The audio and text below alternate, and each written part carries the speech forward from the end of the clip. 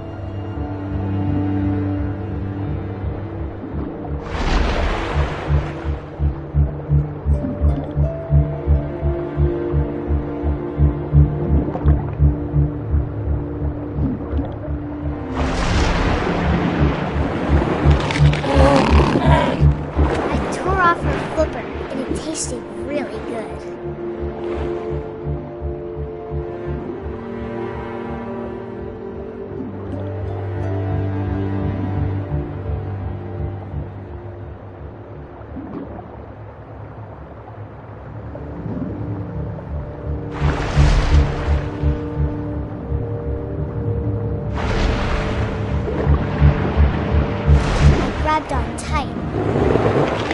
But I was so hungry, I jumped out of the water.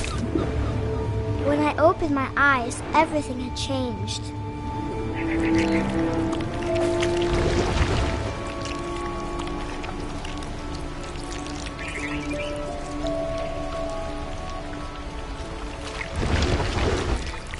Now I was a monster, and I smelled people everywhere.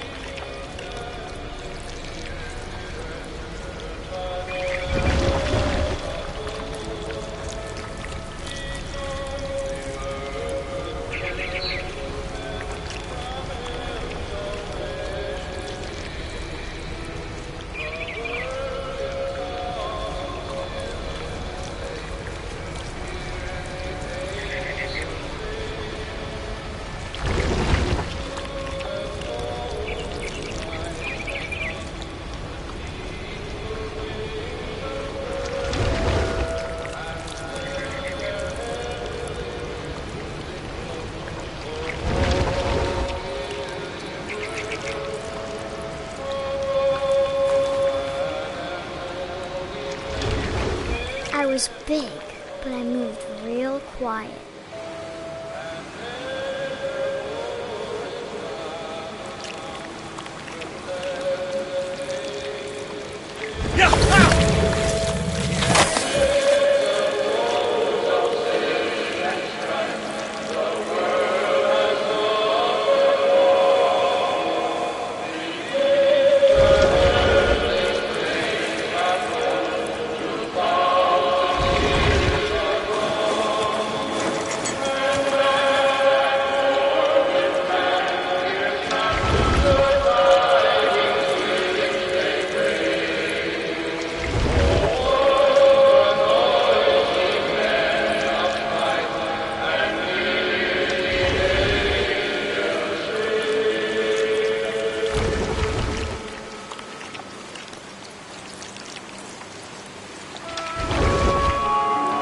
I wanted to stop, but also I didn't.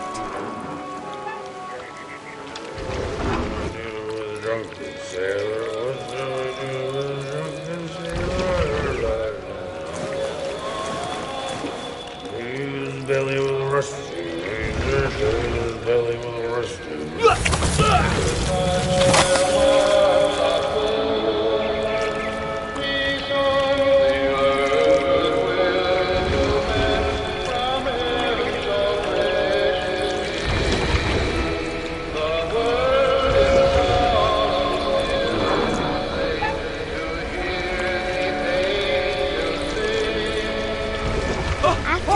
Passenger, I was still hungry. And across the water, I smelled something new. Something I had to have, so I swam towards it.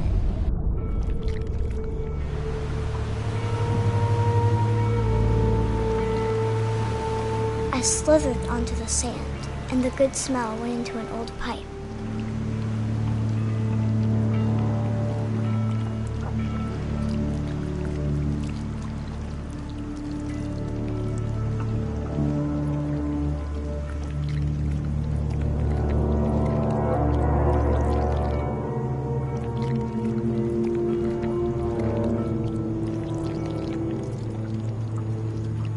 I got closer and closer.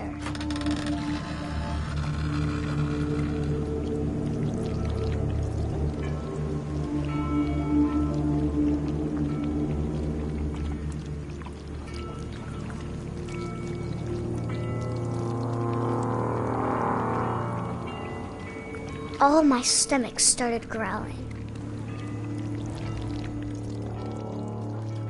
And suddenly, I was me again. I held my breath for a long time, but I couldn't hear anything. I think it's waiting for me to fall asleep. But it's not going to wait much longer. It needs to feed, and we both know I will be delicious.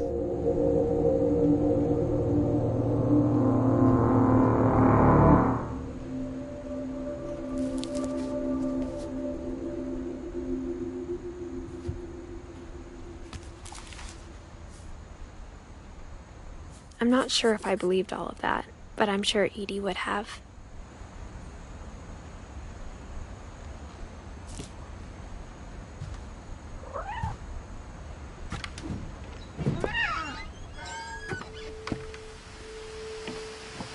This will be obvious later, but my mom never told me any of these stories.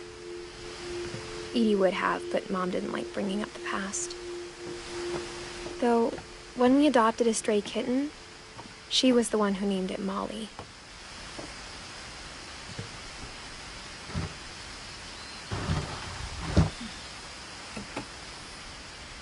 I spent a lot of time in Great-Grandma Edie's room.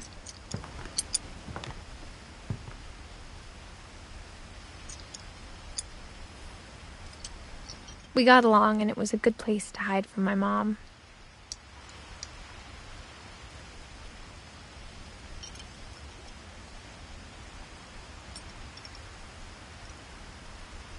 Louis died a week before we left, but Edie had already started to memorialize him.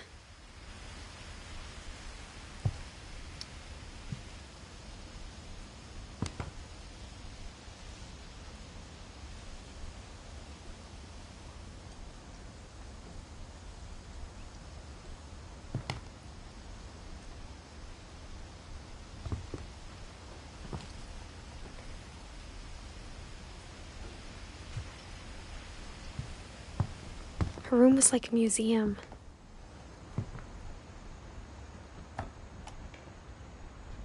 For 500 years, the Finches have been famous throughout Norway for their fortune and misfortune. Odin Finch buries the latest victims of the family curse, his wife Ingeborg and their newborn son, Johan. On January 7th, 1937, he set sail with his family and his house, hoping to leave the curse behind. But 40-foot waves off the coast of Washington send the house and Odin to the bottom of the sea. Odin's daughter Edie, with husband Sven and baby Molly, step ashore on their new home, Orcas Island. Odin Finch is the first to be buried in the new family cemetery. His daughter Edie is already dreaming of a new Finch house.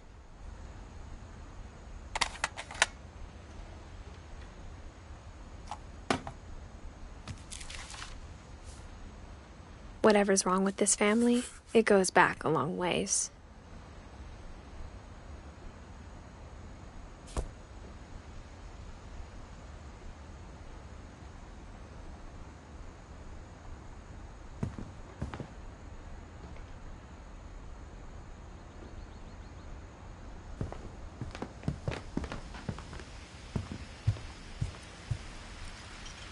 Edie gave a big interview about a mole man living under the Finch house. My mom was furious.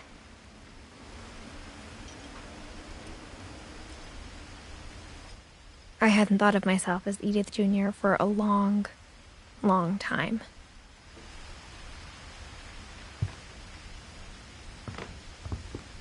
One summer, they evacuated the island, but Edie refused to go.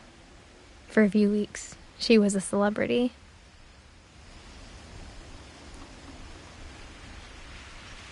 When Edie told people Sven was killed by a dragon, she could also have said he was building a dragon-shaped slide that collapsed. She could have, but she didn't.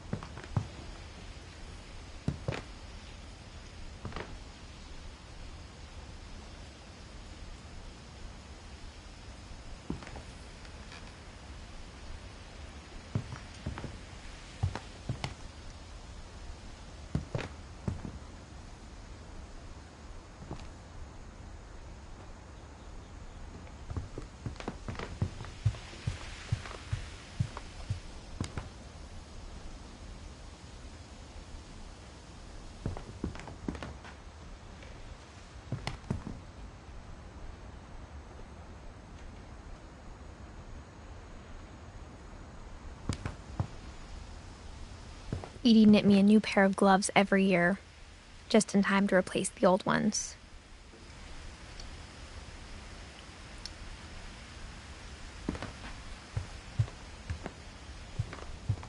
Even in her 90s, sometimes Edie seemed a lot younger than my mother.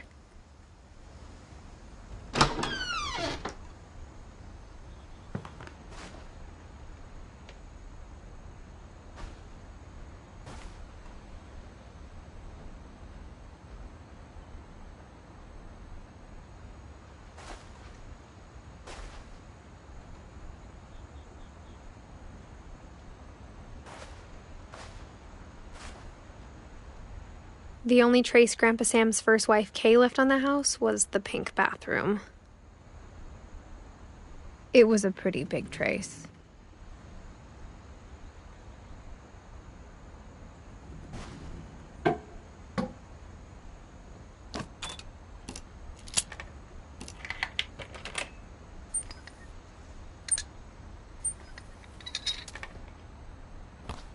There's a secret in this bathroom.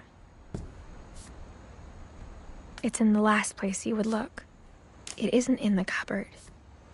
It's hidden in this book.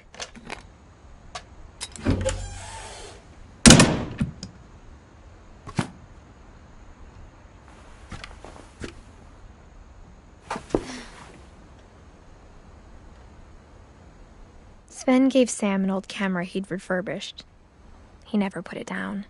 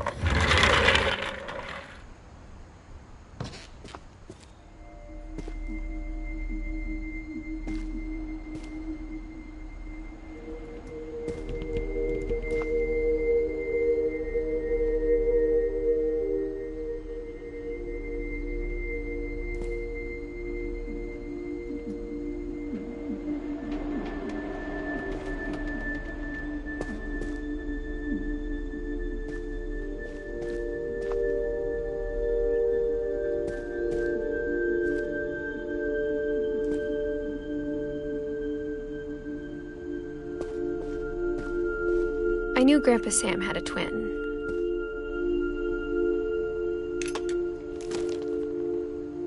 And that he never talked about him.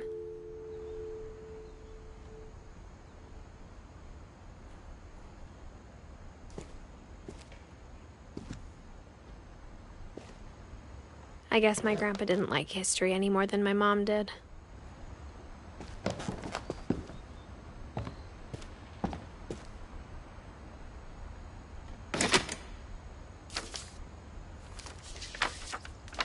How I Want to Remember My Brother by Sam Finch. The thing I remember is that when he made up his mind, that was it.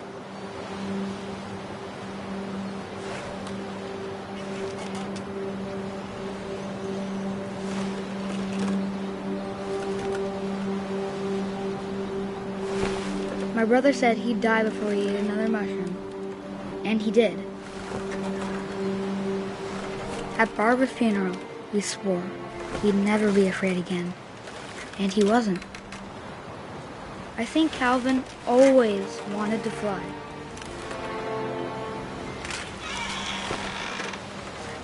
Sam!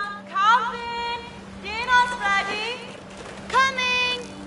But that day, he finally made up his mind to do it. I told him going around was impossible. Maybe if I hadn't said that. Calvin! I'm not gonna tell you again! Maybe if the wind hadn't picked up. Then maybe he'd still be here. But I doubt it. I think he'd already made up his mind. That's what I want to remember about my brother.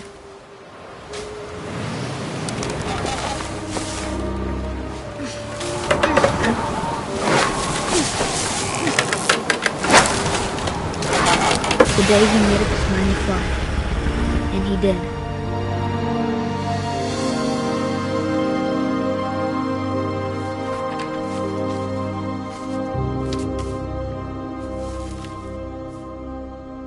Calvin's story felt strangely familiar. When I was younger, I remember trying to do the exact same thing.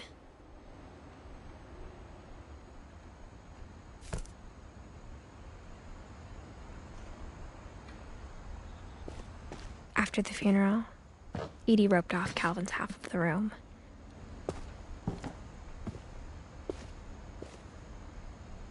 Mom said Grandpa Sam enlisted at 18 and never set foot in the room again.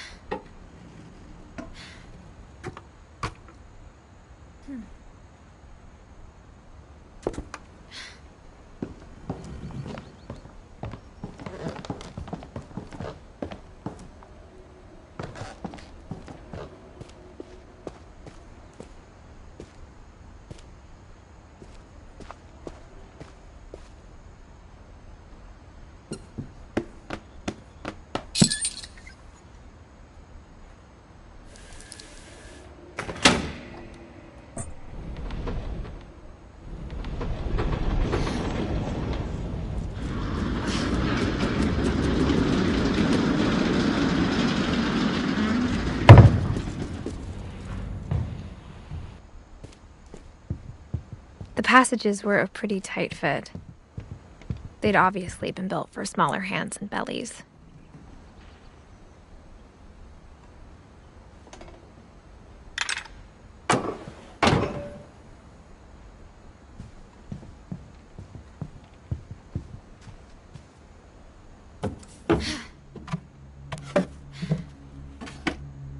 Growing up, I always thought of Barbara as a child star.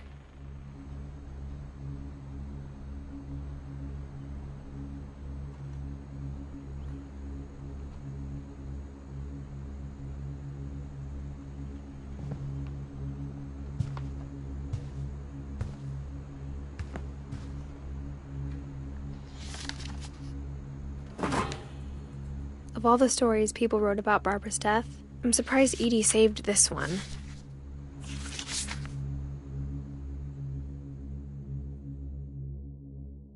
Old Jack here with another ghastly tale inspired by America's most unfortunate family.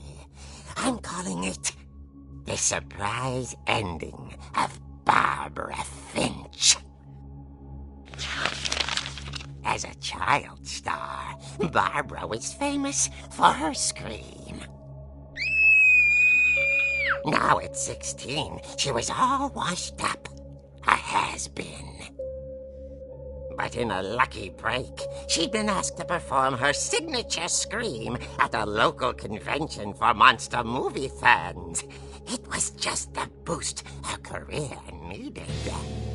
Unfortunately, her scream hadn't aged well. Getting better. I think you just need the right motivation. Her biggest fan and current boyfriend, Rick, was about to demonstrate when... Now that was a great scream. It was Barbara's father, Sven. He'd slipped into a table saw and had to be rushed to the emergency room. So Barbara got stuck babysitting her youngest brother, Walter. Her convention comeback was cancelled.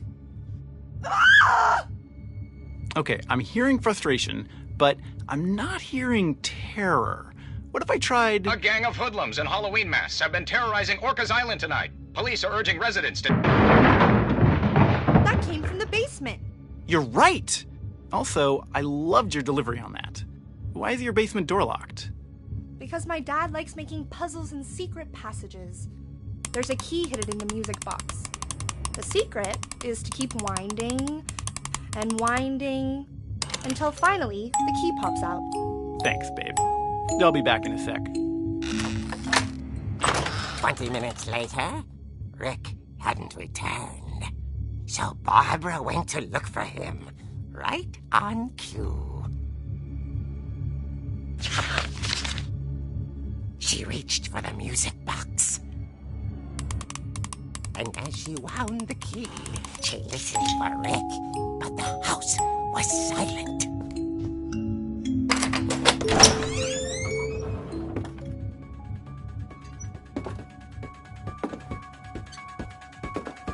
She found Rick's crutch and imagined the worst.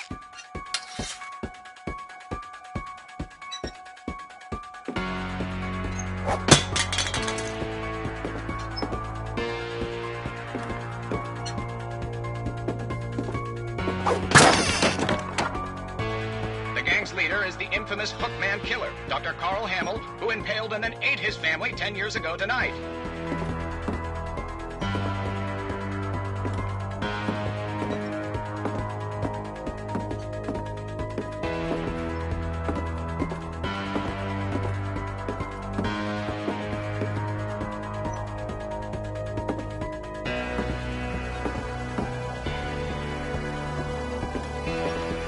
The old fridge rattled and grew still.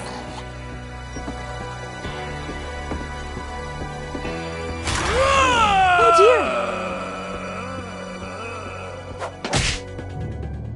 Oh! Rick? Barb, relax. I was just trying to scare you to help you find your scream. Well, I'm not scared, Rick. I'm furious. Then act furious. All I'm getting from you now is that you're hurt and confused and you're... She threw him out, but she kept a little something to remember him by. Barb, have you seen my other crutch? And she was still holding it when she fell asleep watching the Late Late Picture Show. Hours later... Barbara! Walter, what's going on up there? Ah! Okay, I'm coming up, but if this is a trick, you're dead, Walter.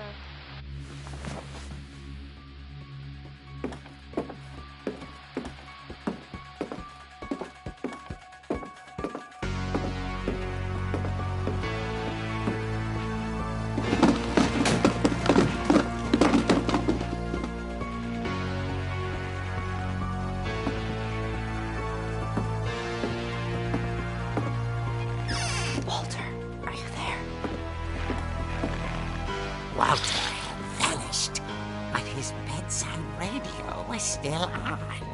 Orcas Island police describe the man as 6 feet tall, with a steel hook for a hand. Residents are urged to lock all doors and windows and notify the police of any suspicious activity. Barbara turned, saw the hook man, and was speechless. He was quite smashing.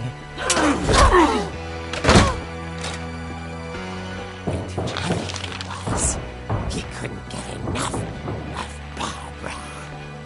Okay, Barbara, there's gotta be another way out of here.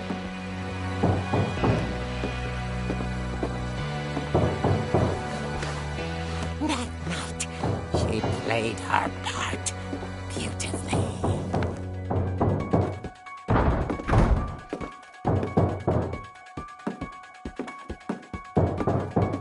Molly's door hadn't been opened in years. The hinges grow.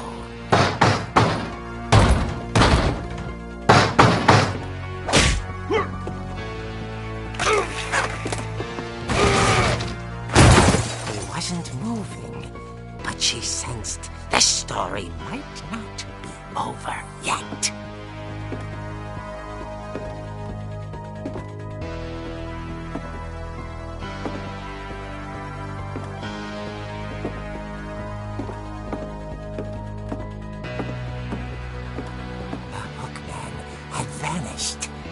She listened for his breathing, but all she heard was...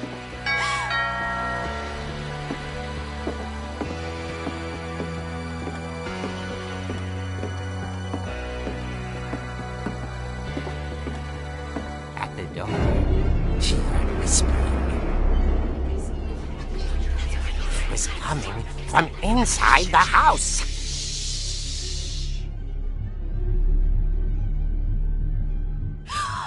Oh dear. Surprise! Bravo, Barbara! You were wonderful! The monsters had come to surprise her. For Barbara, it was a dream come true. Then she saw what kind of monsters they were, and she realized what was about to happen. She was going to be famous. And with her final breath, Barbara Finch gave the performance of her life.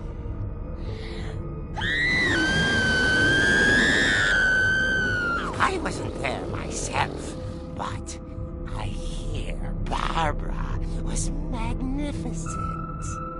Poor girl. She had a taste for stardom. But unfortunately, so did her fans. Of course, the police blamed it all on poor Rick, who disappeared the same night. And little Walter, hiding under his bed the whole time. He took it all pretty hard, but that's another story. As for Barbara, tucked inside the music box is all they ever found of her. Her ear. Now that's what I call a real eerie tale.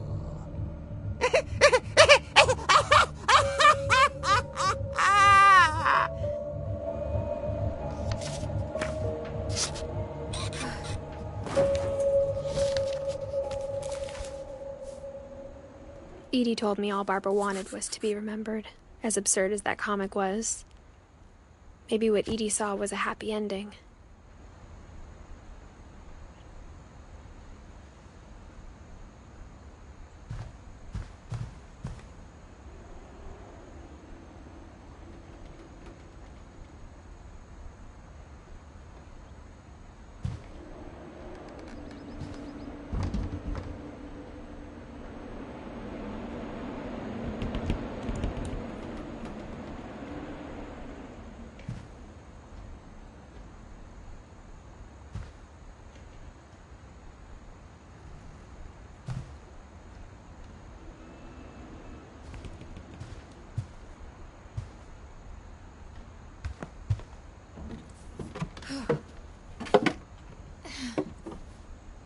I guess now I know why Mom didn't like me playing with the music box.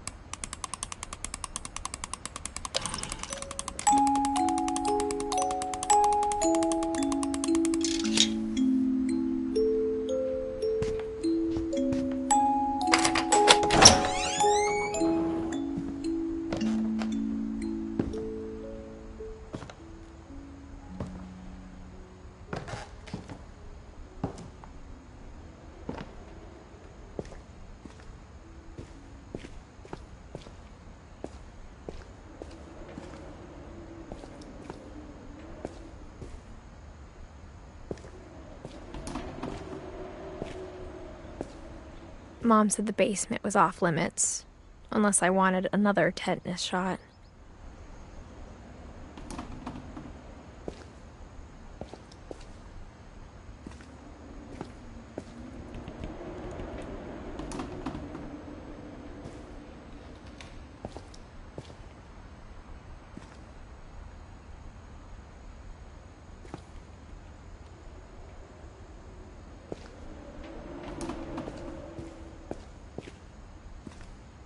I saw Edie sneak down to the basement once, carrying packages.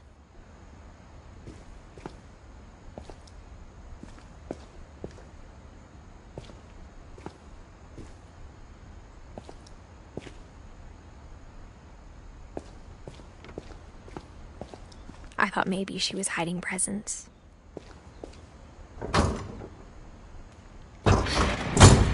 It turned out she was hiding a lot more than that.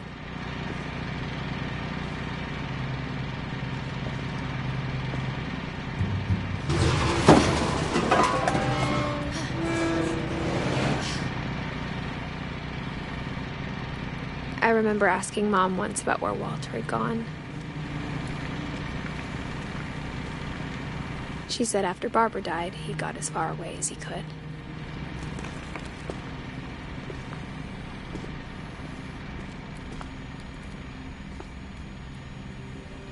If there's a pattern in all these stories,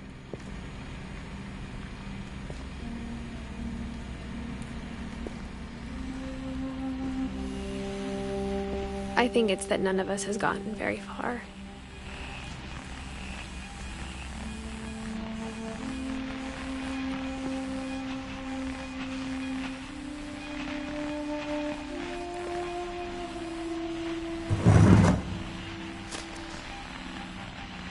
Goodbye, everyone.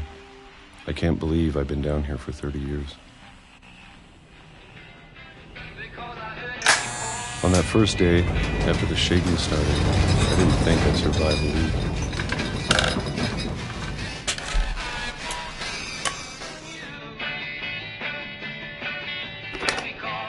But after a few days, I settled into a routine. That's what kept me sane. Having a schedule, living for today.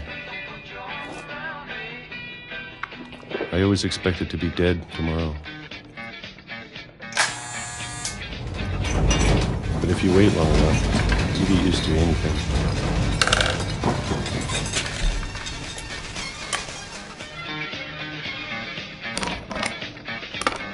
Even a monster on the other side of the door starts to feel normal. Almost friendly.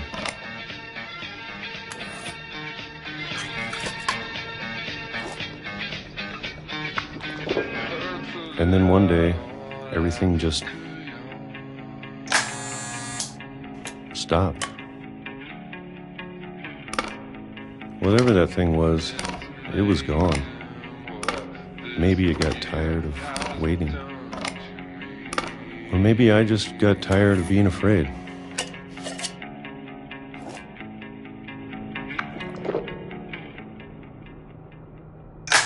been a week now, the longest in 30 years. I'm done waiting. I have to leave while I still can.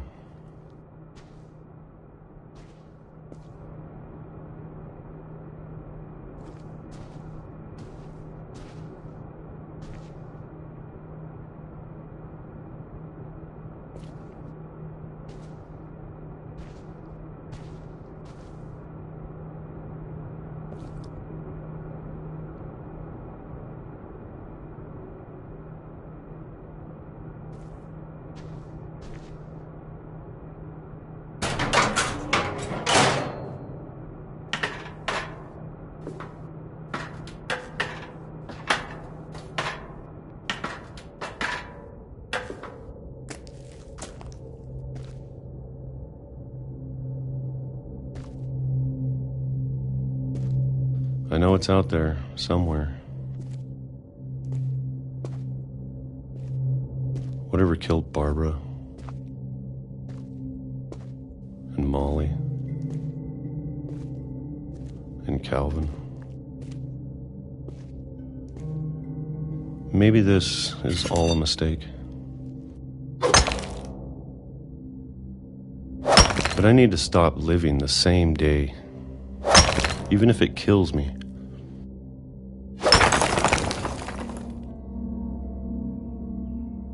Whatever's out there, I want you to know I'm ready for it.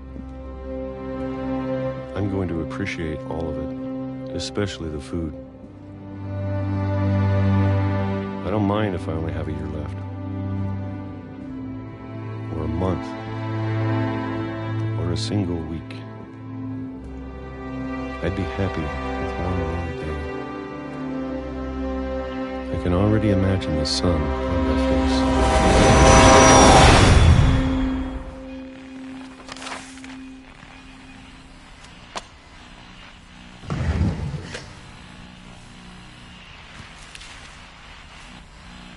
Walter died when I was 6. I can't believe my mom never told me he was down here.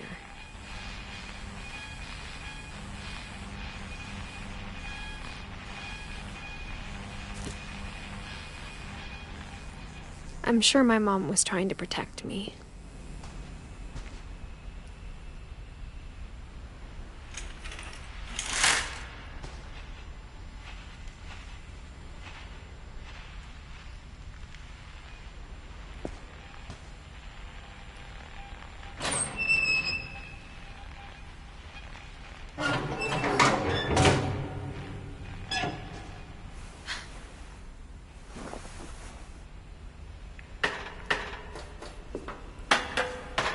Maybe she was afraid I'd end up like Walter.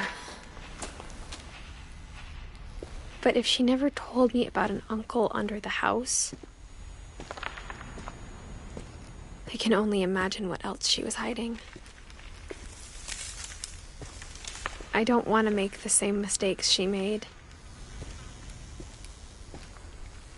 Trying to bury something that's still alive. Now that there's only one of us left, or maybe 2, I thought it was time I heard the stories for myself and found out what happened to everyone else. But now I'm worried the stories themselves might be the problem. Maybe we believed so much in a family curse, we made it real.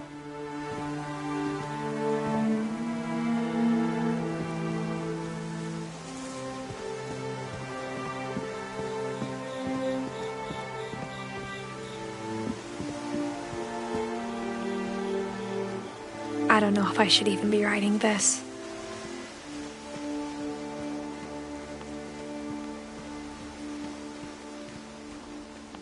Maybe it'd be better if all this just died with me.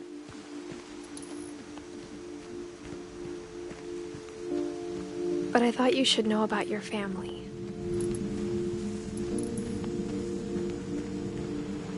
And the history you're a part of.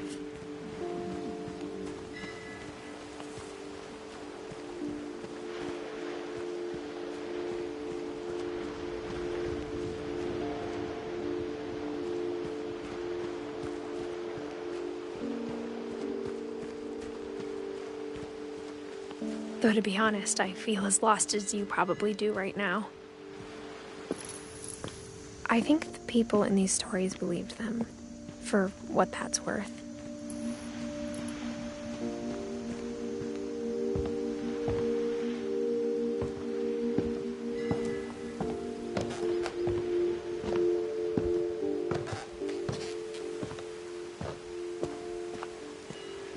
And when you look at the house, that history of imagination and stubbornness and madness, any of it seems possible.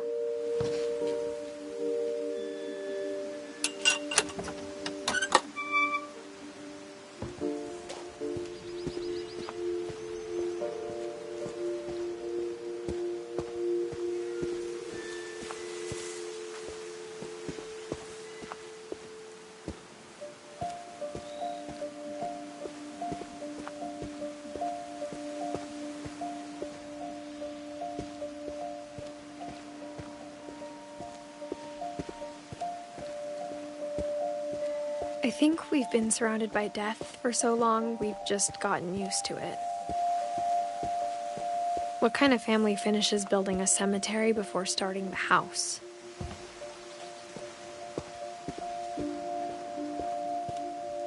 It's embarrassing for me to admit this, but the pet cemetery made me more uncomfortable than the human one. 3 of the gerbils were mine, and 2 had been my fault.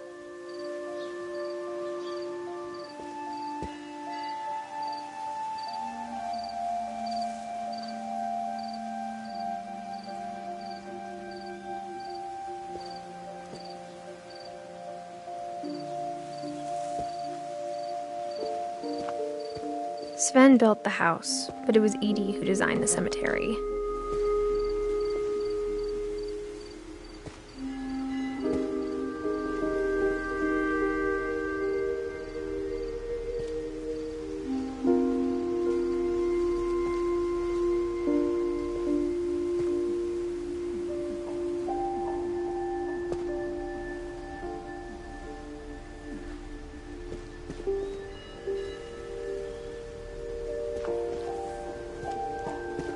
I'm sure Odin's monument had been Edie's idea.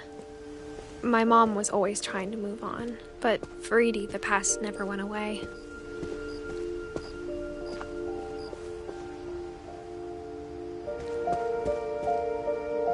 She could see it poking out of the water at low tide.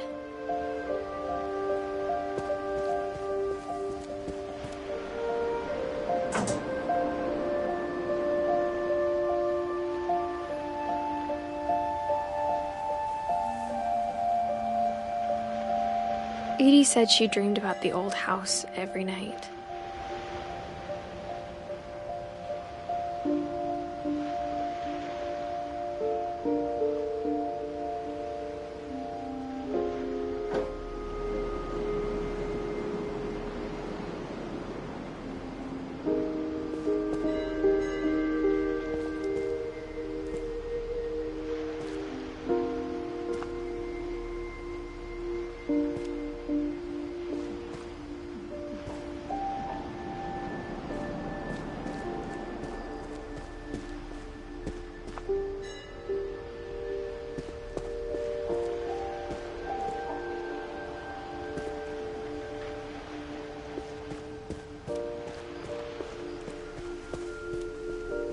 Edie's side was always easier for me to understand. But the older I get, the more I can see where my mom was coming from. Her dad had been pretty strict, but it wasn't enough to save her brothers. She was just trying to do better.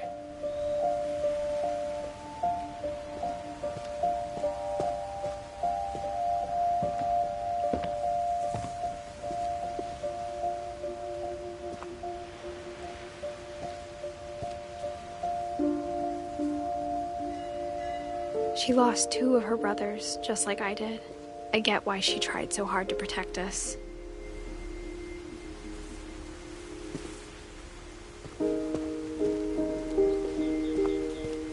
There's so many things I wish I could ask my mom now. Part of me thinks this is what she wanted all along. For me to come back someday and find everything out for myself.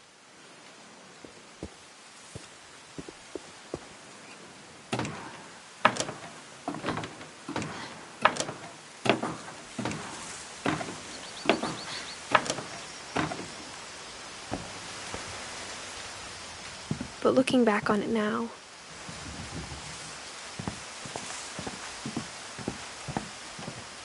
if she told me there was going to be so much climbing, I never would have come when I was 22 weeks pregnant.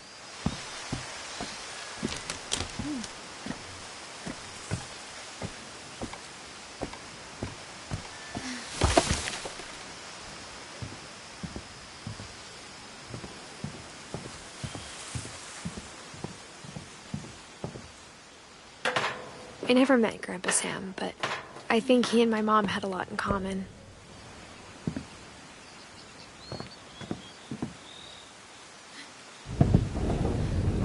They were both pretty intense.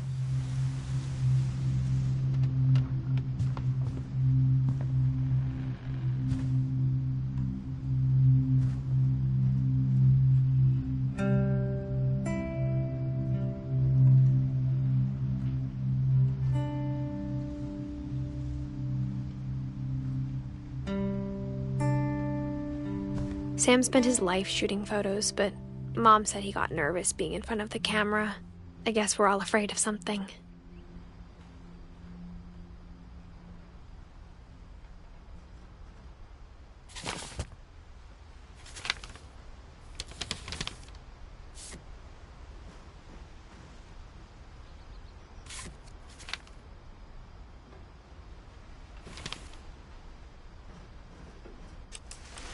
Dawn, I promise, you'll never forget this weekend. Yes, sir. These memories are gonna last a lifetime. Mm-hmm. Am I gonna have to shoot anything? It's a hunting trip, Dawn. Shooting is strongly encouraged.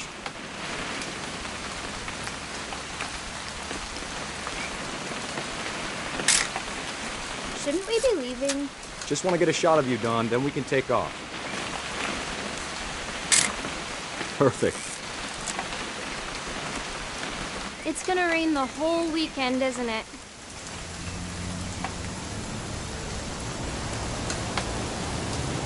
Please just take the damn picture. Hey, language.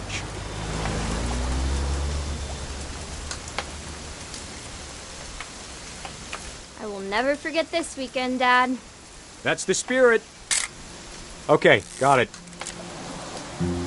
I'm gonna take some pictures, okay? Just be careful. That camera's older than you are.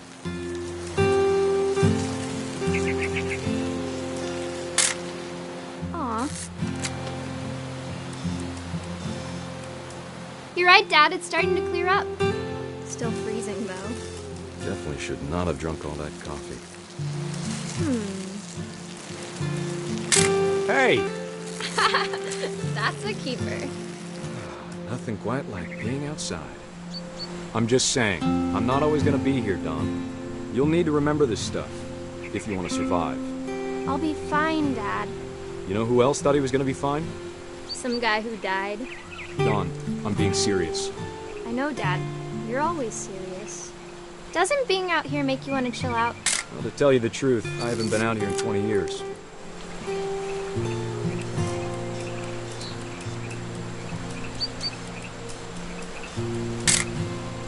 Dawn, don't you think you could find something more interesting to photograph? Last time I was with my brother Calvin. Man, that was a great trip. Your grandpa Sven taught us how to fish, how to build a fire. We found an old logging trail. There were deer everywhere. I bet if I could remember where that trail was, we'd spot a buck for you in no time. Give me a minute to check the map.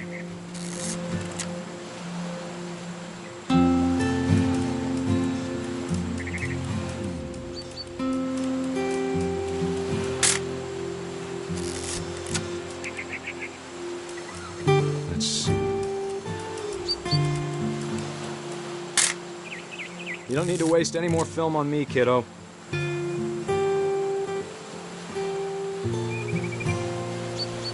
Baby.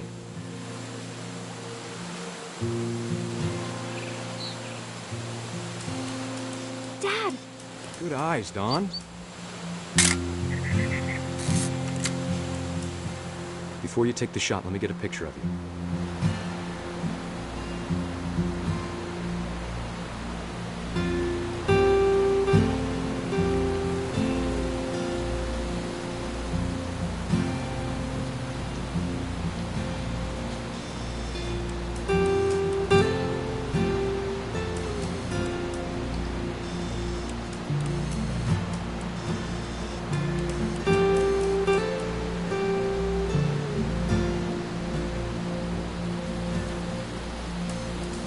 Dad,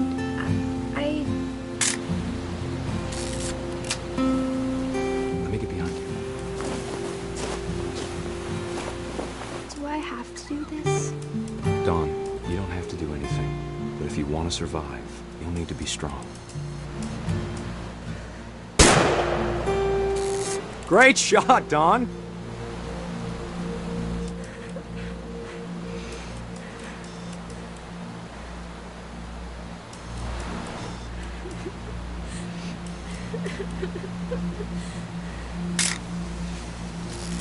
I'm proud of you, Dawn. Always remember that, okay? Dad, it's twitching. I think That's it's totally normal, Dawn.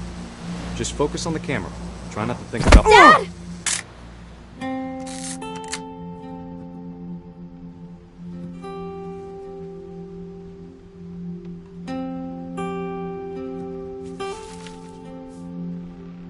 Of all these stories, that's the one I wish most that my mom had told me.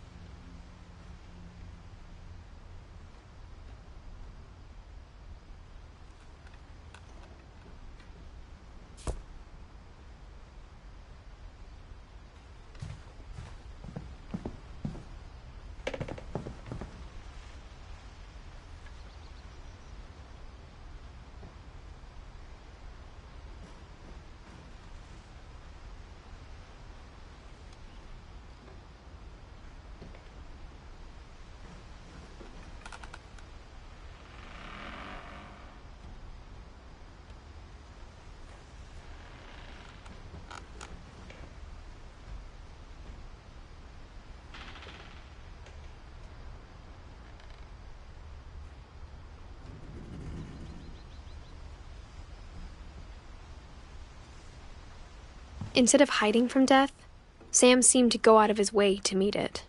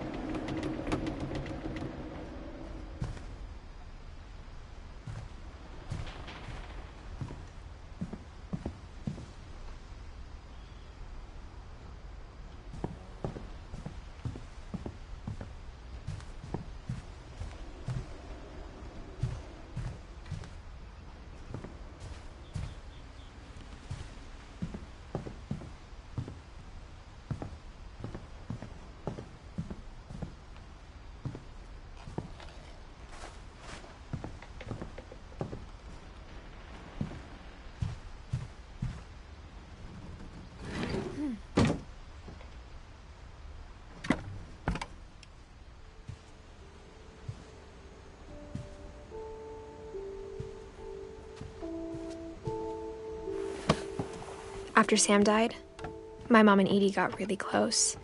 They'd both lost a lot.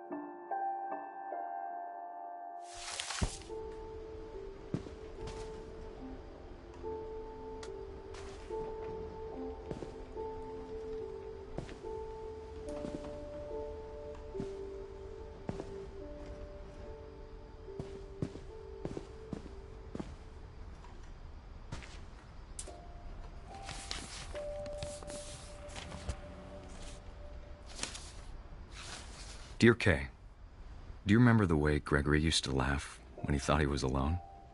Like something funny was happening, but only he could see it.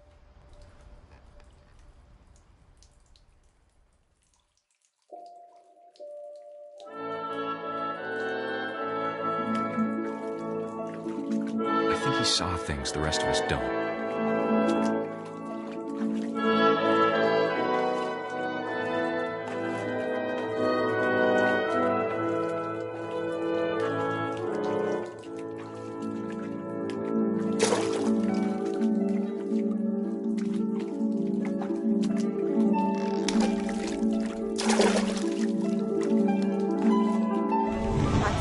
Gregory, it's time to... Hold on, sweetie. Hello? Sam, I told you I don't want to talk right now. I wonder what he saw.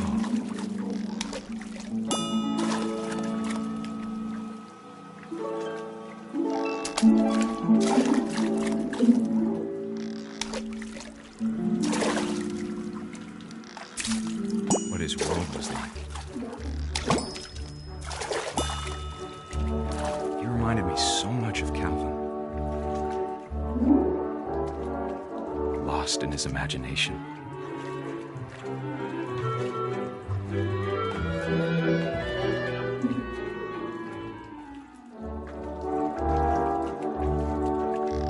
Whatever it was he saw.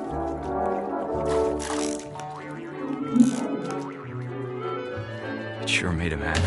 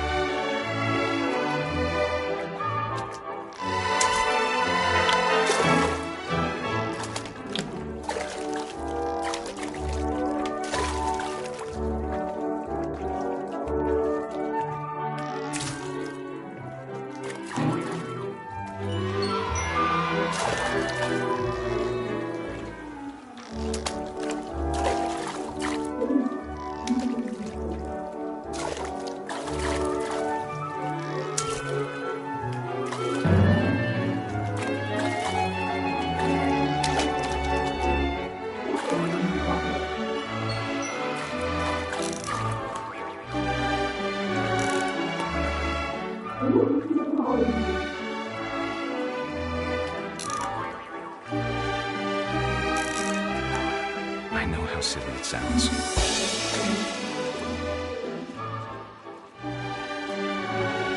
That I worried about a baby being too happy. But I could feel her slipping away. Sorry about that, Gregory. I know you did everything you could. Maybe if I hadn't called that night. Damn it. Hold on, I don't want Gregory to hear this.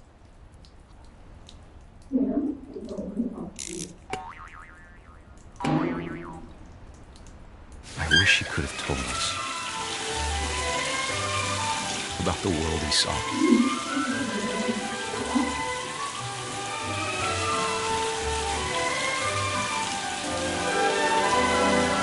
There's so much I don't understand about Gregory, about everything.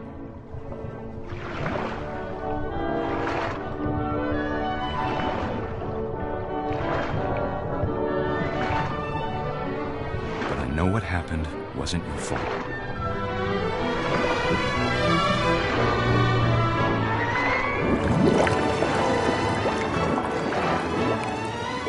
I'm sure he's happy. And he'd want me to be happy too. Good luck, Kay. Love, Sam.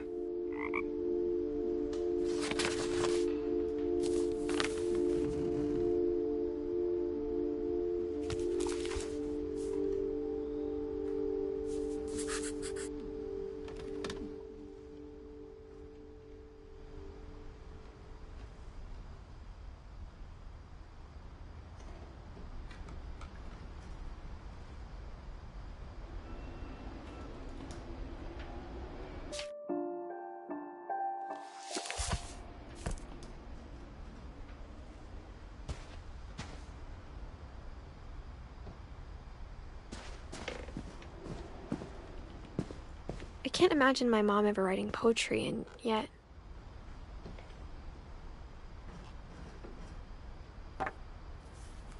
A poem for Gus, who always said the wedding was a bad idea. Our father never hit us kids, at least not very hard, before the day my brother said with teenage disregard that he'd be dead before he'd see a wedding in our yard.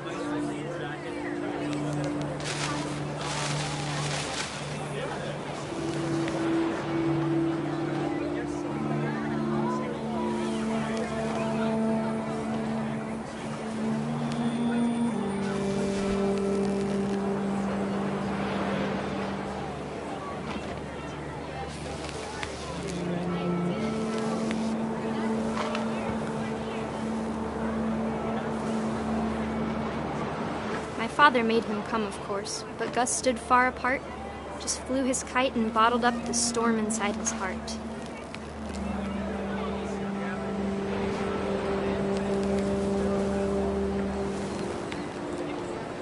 I tried to talk him out of it, but though he'd never met her, "We don't need a stepmom," were the words that I now pronounce you husband and wife.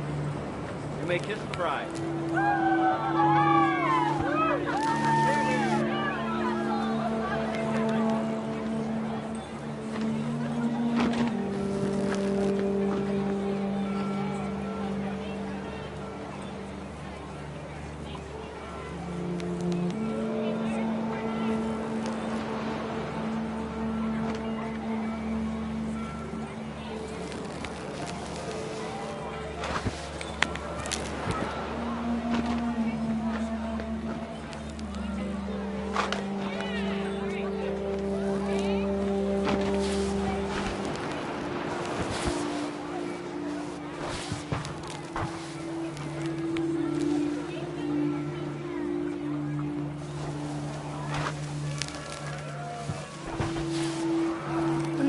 Photos came, Dad ordered him to come here. But Gus declined and as a sign held up his middle finger.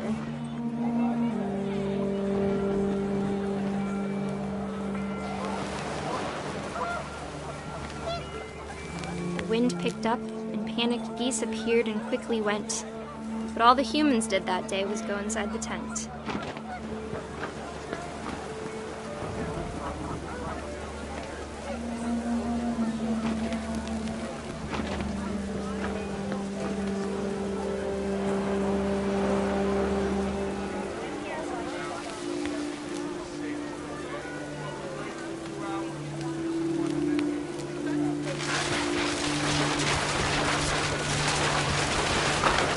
Rain came down in buckets then, but no one seemed afraid that nature might destroy the tent our dad had crudely made.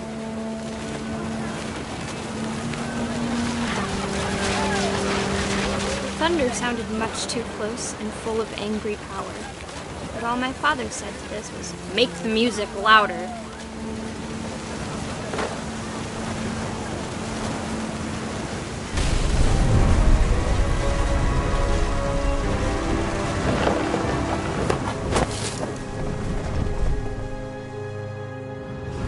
I wish that I could truly say I thought about you on that day. Out there on the beach alone, just you, the wind, the sea, and foam. But I didn't, until we found you.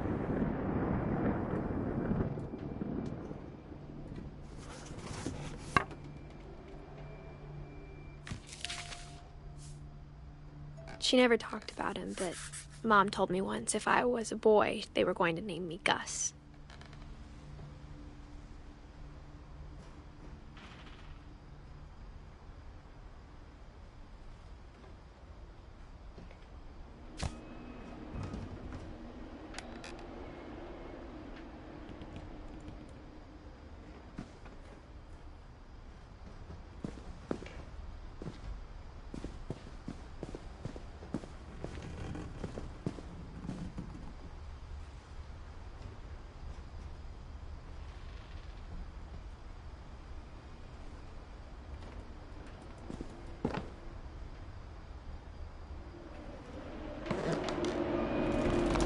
My mom moved up to the loft after her brothers died. At the time, it was as far away as she could get.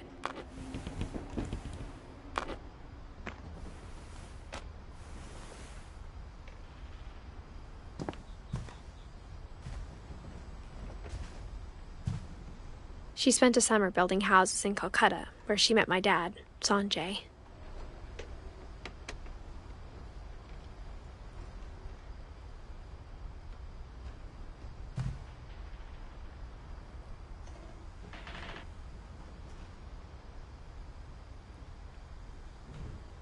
My mom moved to India a week after graduation and got a job teaching English. Louis was born a year later.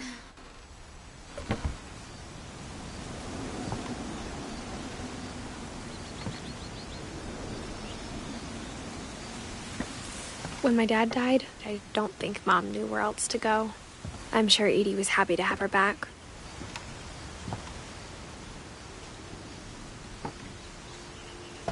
And to see kids in the house again.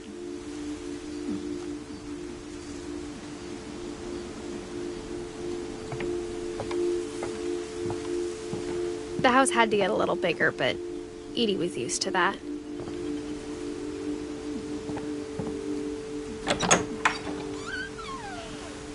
And for a while, things were good. Almost normal.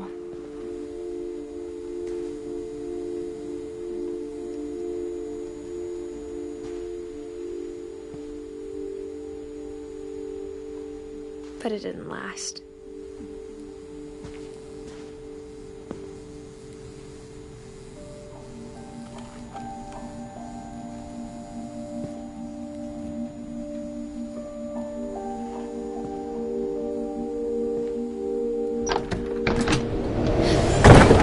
The beginning of the end was Milton's 10th birthday, when Edie gave him a castle.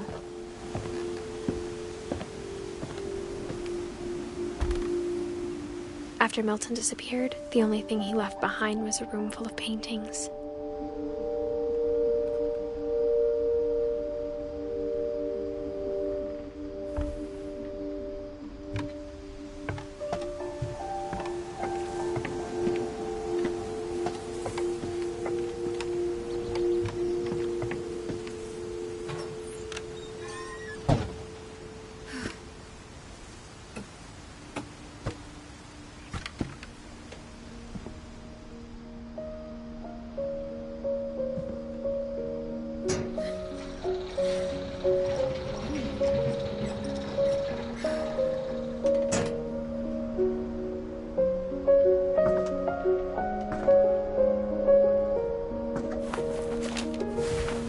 Milton Finch in The Magic Paintbrush.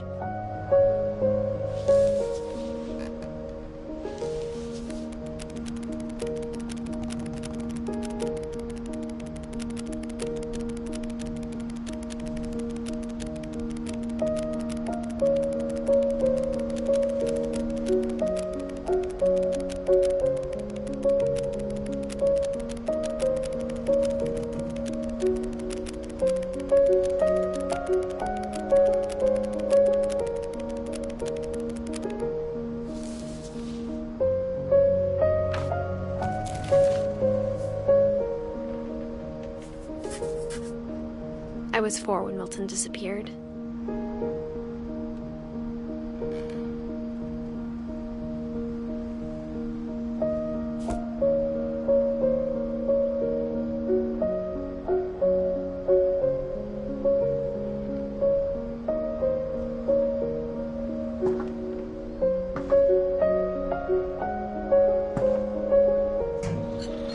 Mom spent months searching for my brother. Then she sealed the doors.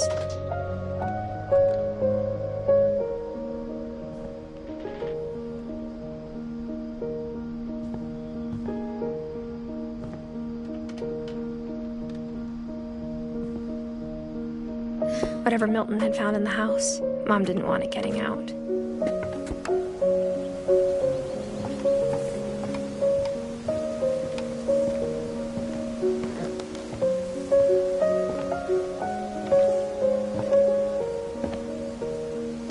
Mom definitely blamed Edie, but I think Louis blamed himself. After he graduated, he just spent more and more time in his room, until Mom got him a job at the cannery.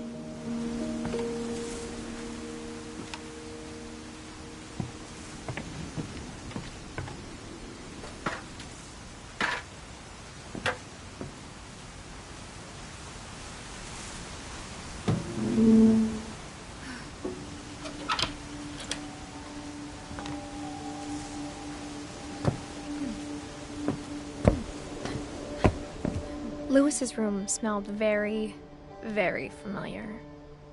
That part of him lived on.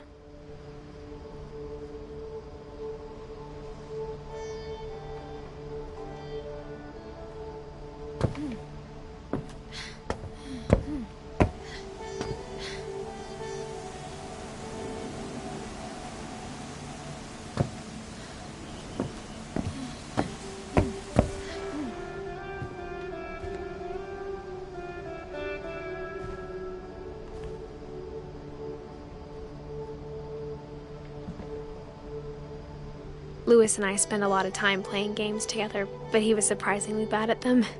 He died a lot.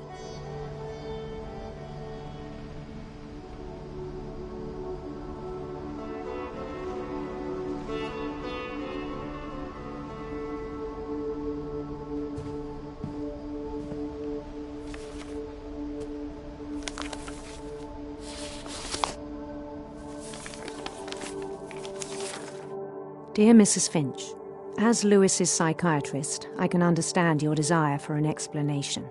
As I see it, the trouble began in January, shortly after we convinced your son to seek treatment for substance abuse. Newly sober, I believe Lewis first noticed the monotony of his daily life.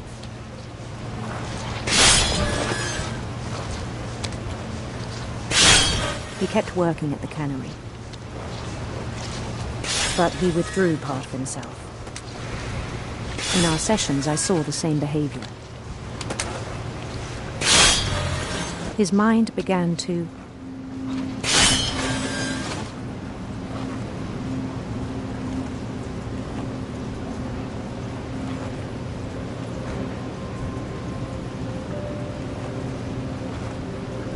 wander. I asked him to describe it. He said he started small, imagining a labyrinth.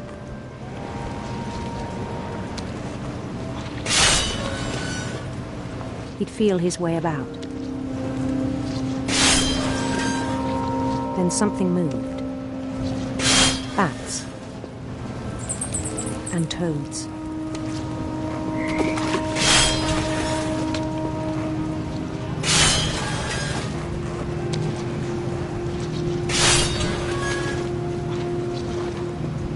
Things that have not names. He knew it was all in his head.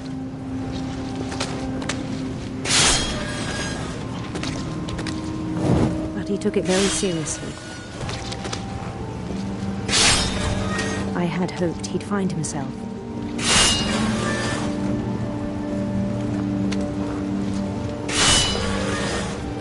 But he found something more.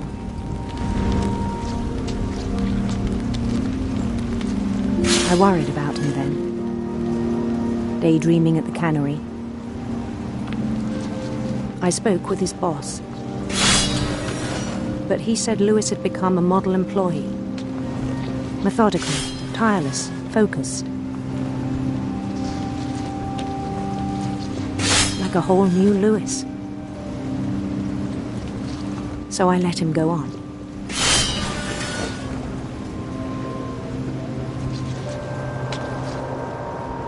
I even encouraged him. It seemed very promising at first. He told me he'd made a new friend.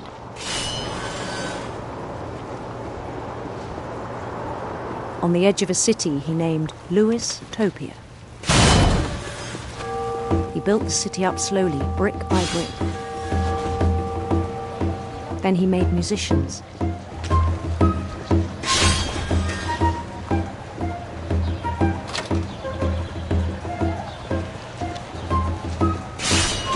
Songs for them to play.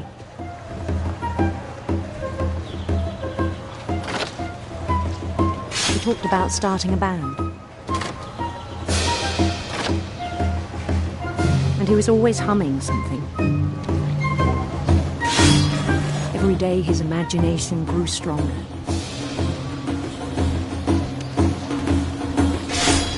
He no longer spoke at the cannery. but his chopping was as reliable as ever. Then one day it struck him that all the cheering crowds, even the stones under his feet, were all in his imagination, so he could do whatever he wished.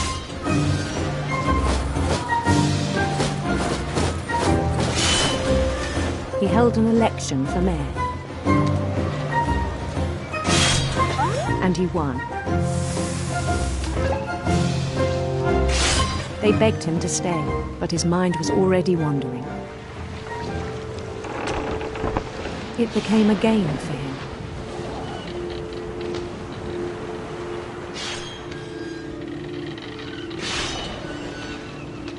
He'd conquer a city, then immediately push on. New Louisville.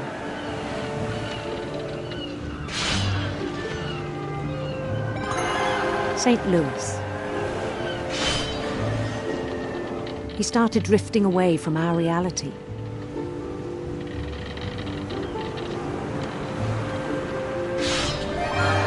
Minneapolis, until one day he forgot to go home from the cannery. Even as his mother pleaded with him, part of Louis kept sailing on.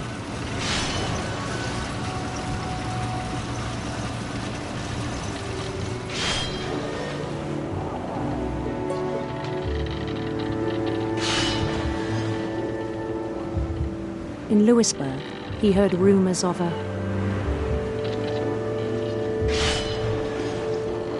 beautiful prince.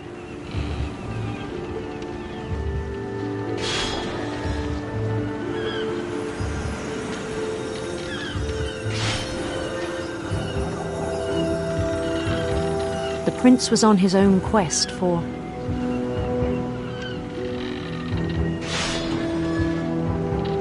radiant rainbows.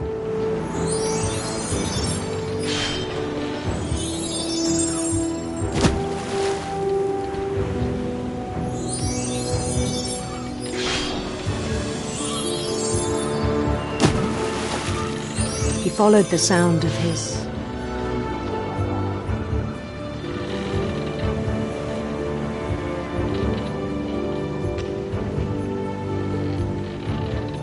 silver harp.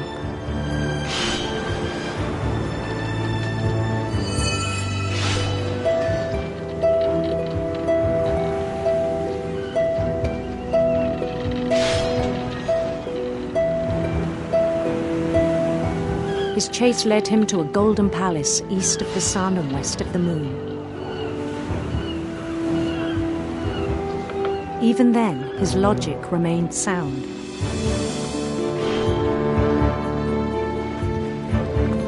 He knew the world was all in his imagination.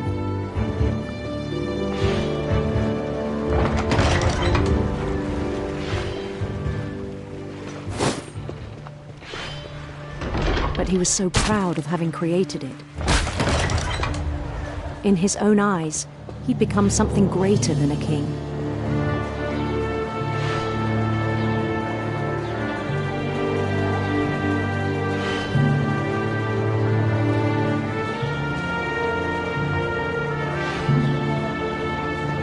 For someone who'd never known success in the real world, I think it was overwhelming. And then it struck him that the real Louis was not the one chopping salmon, but the one climbing the steps of a golden palace.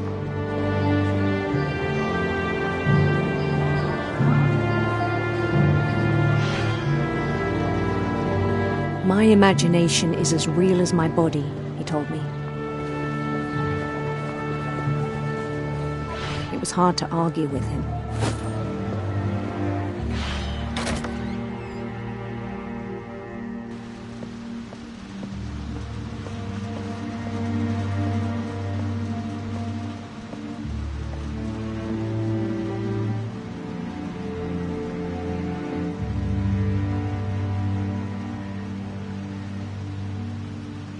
He began to forget the world we know.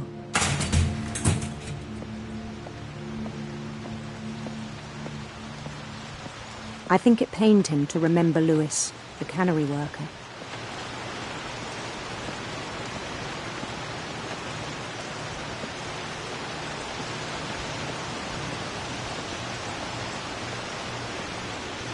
began to despise the man with a royal contempt.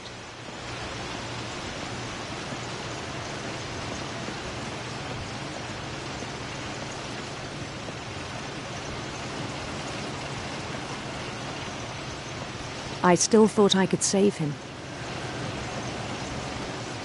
Even after he said he was being crowned king over all the lands of wonder. The palace would be packed with his companions.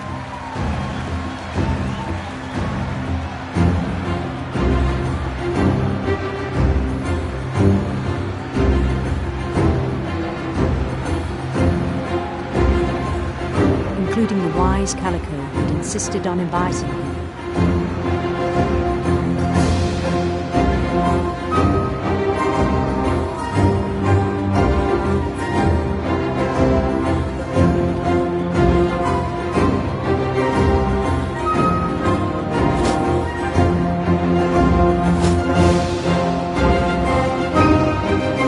His prince waiting, holding his crown.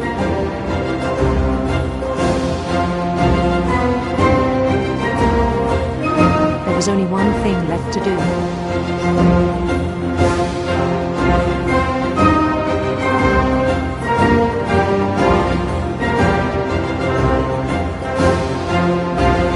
Bend down his head.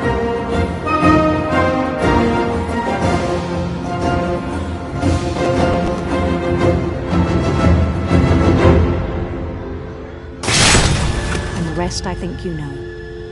Mrs. Finch, your son was a kind man who will be missed by all of us who knew him.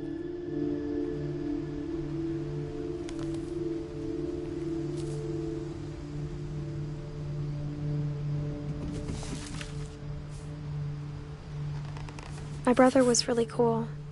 I wish you could have met him.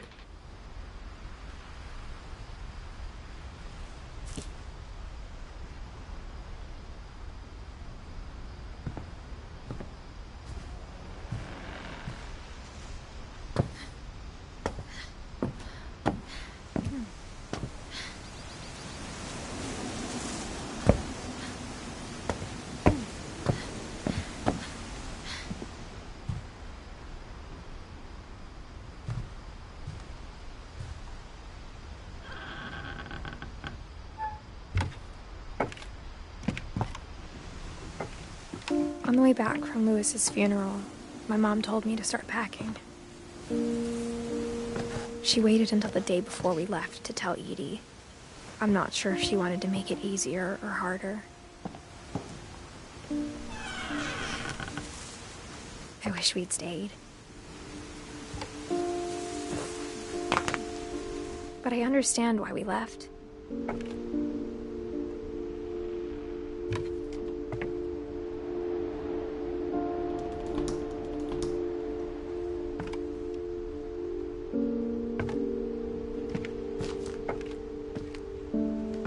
My mom ended up leaving everything behind.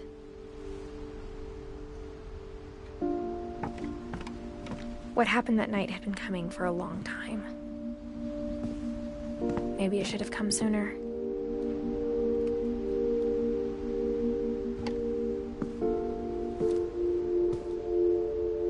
But it had to end one way or another. All that's left now is to tell you about that last night.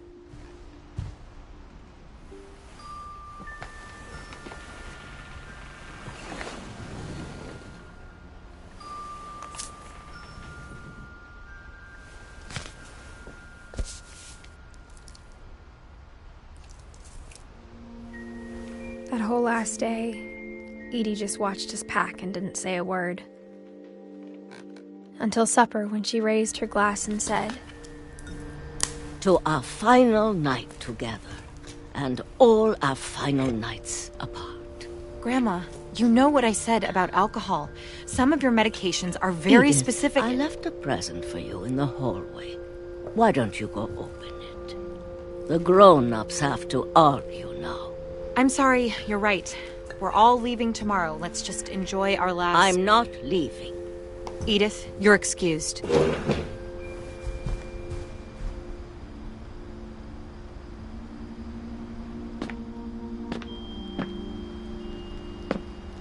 The power had been shut off that morning, but Edie always had plenty of candles.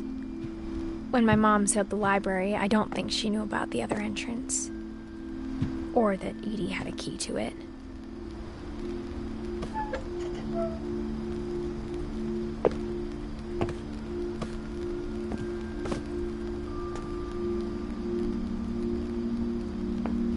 That thing you're afraid of isn't going to end when you leave the house. Edith has a right to know these stories. My children are dead because of your stories.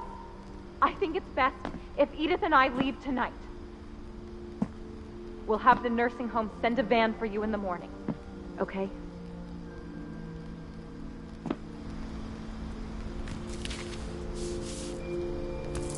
Dear Edith, there's so many stories I wish I could tell you, but there's only time for one. This is about what happened on the night you were born. That night, the tide went way, way out. It was the first and last time I ever saw the old house aground. There'd been an earthquake out in the middle of the ocean. They called it the lowest tide in 1,000 years. God, it smelled awful. You know, I've seen that house every day of my life.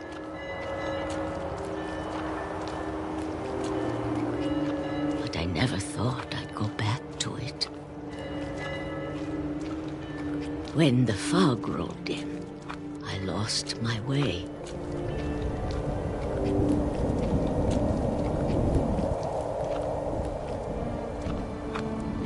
I got turned around.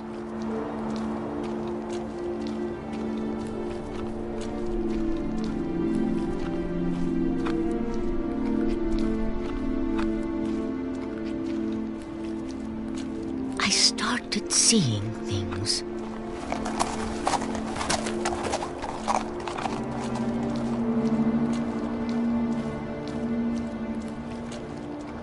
Things I'd forgotten had ever existed.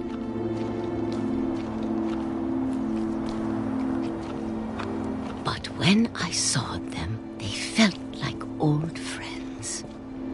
That night, a lot of things came back to me. Or maybe I came back to them.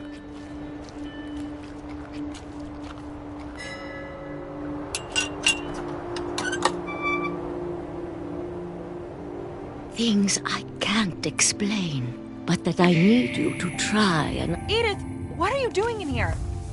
It's mine. Edith! Mom, you're gonna rip it! Let go! I kicked and screamed, but Mom dragged me to the car.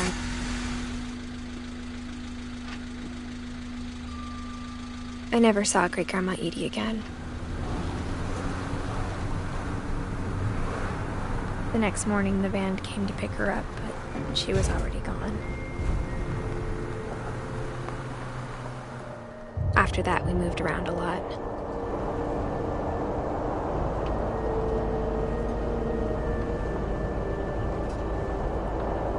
We both tried to make the best of it.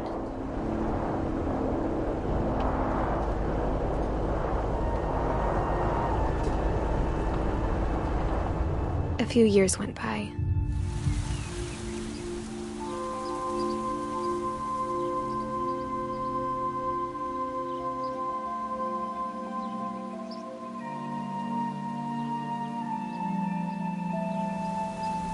My mom didn't like to talk about it.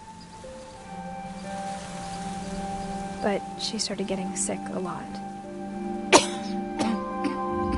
The rest happened pretty quickly.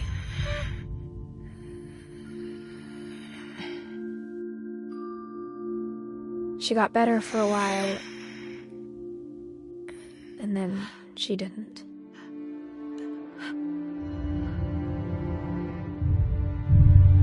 And then I was alone.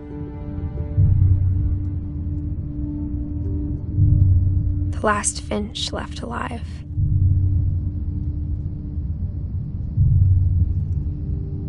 until I found out about you. I'm still not sure what to tell you about all this. If we lived forever, maybe we'd have time to understand things. But as it is, I think the best we can do is try to open our eyes and appreciate how strange and brief all of this is.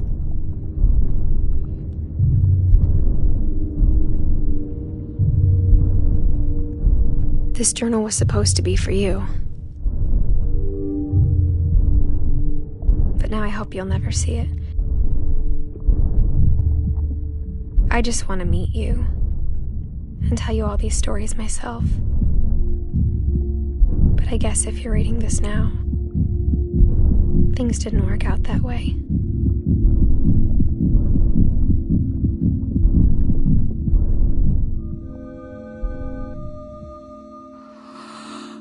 This is where your story begins.